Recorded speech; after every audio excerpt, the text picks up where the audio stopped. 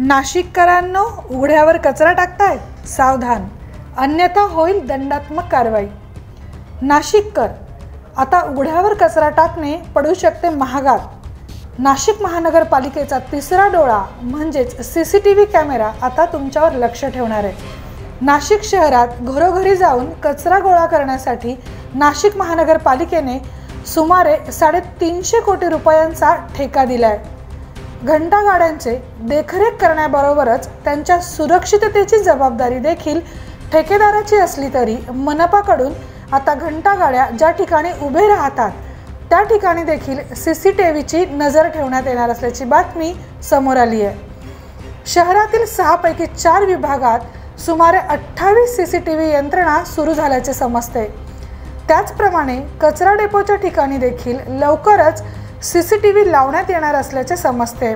आणि सर्वात महत्त्वाचे म्हणजे उघड्यावर कचरा टाकणाऱ्यांवर आता या CCTVच्या माध्यमातून लक्ष ठेवण्यात येणार आहे। आपले शहर स्वच्छ व सुंदर करण्यासाठी मनपाच्या माध्यमातून हे प्रयत्न सुरू आहेत।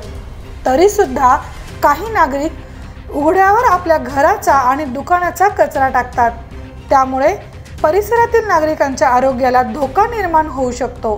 म्हणून शहरात उघड्यावर कचरा टाकणाऱ्यांवर दंडात्मक कारवाई करण्यात येणार असून 78 ब्लॅक स्पॉटवर 156 CCTV कॅमेऱ्यांची नजर असणार आहे। या CCTV फुटेजद्वारे संबंधितांवर कारवाई करून आर्थिक दंडही वसूल केला जाणार आहे। हा दंड 300 रुपयापासून ते 10,000 रुपयापर्यंत असा आकारला जाणार आहे। नाशिक शहराची लोकसंख्या दिवसेंदिवस वाढत चालली आहे आणि त्याचबरोबर दुसरीकडे कचऱ्याच्या प्रमाणातही वाढ होते।